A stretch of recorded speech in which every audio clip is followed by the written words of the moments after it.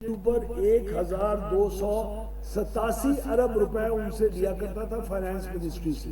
Finance ministry से लेने का मतलब है आपके टैक्स पेयर का पैसा। हमारा एक पावर डिवीजन 1287 अरब रुपए लिया करता था सालाना। पिछले इस साल, इस माली साल में मैंने 890 अरब रुपए लिया और अगला जो बजट अभी पेश होने जा रहा है उसमें सिर्फ मेरे पावर डिवीजन की मांग 830 अरब रुपए की रह गई है। यानी 2 सालों के अंदर हमने अपने टैक्स के ऊपर, टैक्स पेयर के ऊपर और बजट के ऊपर बोझ 457 अरब रुपए से कम किया। जीरो क्रॉस सब्सिडी हमने इंडस्ट्री को लेके आई। 250 अरब रुपए इंडस्ट्री सालाना पे किया करता था एक्स्ट्रा, और लोगों के लिए क्रॉस सब्सिडाइज किया करता था, उसको कम करके हमने इंडस्ट्री के रेट कम किए।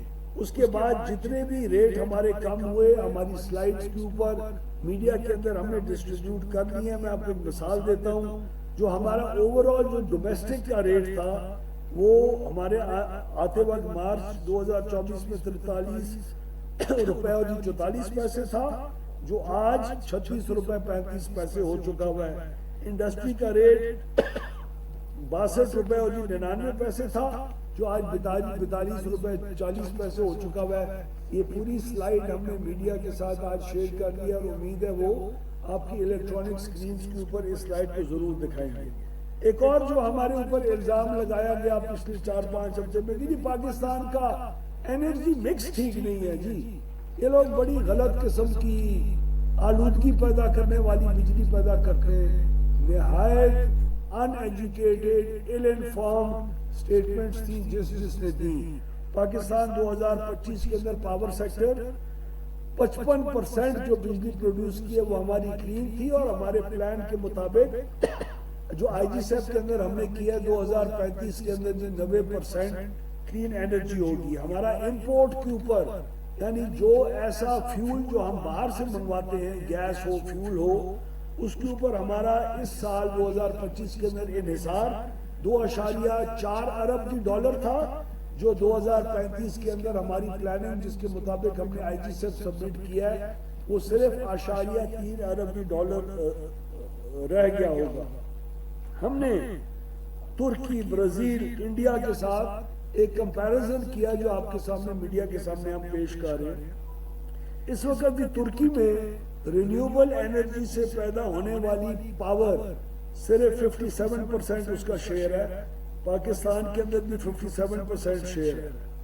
इस वक्त जो पीक डिमांड और इंस्टॉल्ड कैपेसिटी है तुर्की में 128 मेगावाट है, फिर भी इंस्टॉल्ड कैपेसिटी कहीं ज्यादा है। पाकिस्तान की इस वक्त 58,000 मेगावाट इंस्टॉल्ड कैपेसिटी है।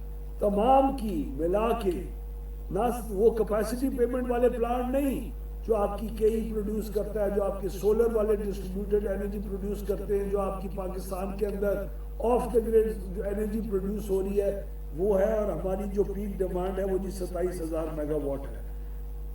एक और इशू इसी में से ये था कि आपकी करीब 46,000 मेगावाट इंस्टॉल्ड की कैपेसिटी है। 46,000 मेगावाट किसने कहा है इंस्टॉल्ड कैपेसिटी? 36,000 मेगावाट हमारी इंस्टॉल्ड कैपेसिटी है। उसमें से वक्त के साथ साथ जो डीरेट हो चुकी हुई है, जिसकी बुनियाद के ऊपर हम कैपेसिटी पेमेंट्स करते हैं, वो 32,000 है। और उसके अंदर जो अवेलेबल कैपेसिटी होती है वो मुख्तलिफ मौसम में मुख्तलिफ होती है। विंटर्स में आपके पास हाइडल पावर नहीं अवेलेबल होती, तो हमारे पास अवेलेबल कैपेसिटी जनवरी के महीने में 19,500 मेगावाट होती है, जो जुलाई, जून और अगस्त के महीने में और सितंबर के महीने में 28,000 मेगावाट तक जाती है, और फिर हाइडल जैसे जैसे काम होता है उसके साथ साथ भी नीचे जाती है।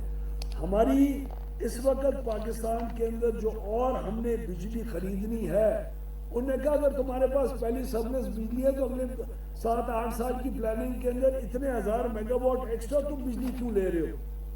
एक्स्ट्रा जी बिजली जो हम खरीद रहे हैं, जिसके आप सारिफीन जिम्मेवार होंगे, जिसकी कैपेसिटी पेमेंट्स करने के, वो उसमें से मैंने 9,000 मेगावाट जो खरीदने जा रहे थे उसको पिछले साल उठा के परे फेंका, जिसकी वजह से 15 अरब डॉलर की इन्वेस्टमेंट आने वाली खत्म हुई, जिसकी वजह से आइंदा मुस्तकबिल में आपका बिजली का रेट 4 रुपए फी यूनिट और भी बढ़ना था, जिसकी वजह से सालाना 400 अरब रुपए का आपके ऊपर बोझ आना था। ये सारा उठा के हमने बाहर फेंका और ये नहीं खरीदी। अब खरीदने क्या जा रहे हैं? हमारे इस वक्त ध्यामेर जी, बाशा, दासू और ये जो डैम्स ऑलरेडी कंस्ट्रक्शन के फेजेस के अंदर बहुत एडवांस स्टेज पे पहुंच चुके हुए हैं। मुमंद डैम है और है, ये तमाम डैम्स कुल 5255 और 4500 मेगावाट इनकी कुल तादाद है, वो हम खरीदने जा रहे हैं क्योंकि इसके ऊपर हमने ऑलरेडी इन्वेस्टमेंट करना शुरू हो चुके थे और इनकी वजह से बिजली की कीमत महंगी नहीं हो रही। और हम क्या खरीदना जा रहे हैं? हम नहीं खरीदेंगे। लोग अपने पैसों के ऊपर बगैर कैपेसिटी पेमेंट के ऊपर जो नेट मीटरिंग के अंदर और इजाफी लोग आएंगे अगले 10 साल के अंदर या 8-9 साल के अंदर, वो तकरीबन इजाफी 8 से 10 हजार मेगावाट है। 1200 मेगावाट का हमने एक चश्मा का न्यूक्लियर प्लांट है जो बहुत एडवांस स्टेज के ऊपर है, वो खरीदने जा रहे हैं। इसके अलावा और हम क्या खरीदने जा रहे हैं? हमने ये 1200 मेगावाट जो है वो हम खरीदने जा रहे हैं। इसके अलावा और हम क्या खरीदने जा रहे हैं? और ये बाकी वज़ीर तवानाई अवैस लगारी की जानिब से प्रेस कॉन्फ्रेंस लेके 2053 तक रिटायर होते जाएंगे, उन तमाम आईपीएस को आईपीपीस 3500 अरब रुपए की मुस्तकबिल की पेमेंट को छीना, अपने पास रखा और कंज्यूमर को उसके ऊपर बोझ नहीं आने दिया। हमारी जनरेशन कंपनीज थी, बड़े बड़े कारखाने थे बिजली के जो बंद हुए हुए थे, उसमें तनख्वाहें चल रही थी। 7.25 अरब रुपए सालाना की तनख्वाह उन लोगों को दी जाती थी जो उधर बैठ के मक्खियां मार रहे थे।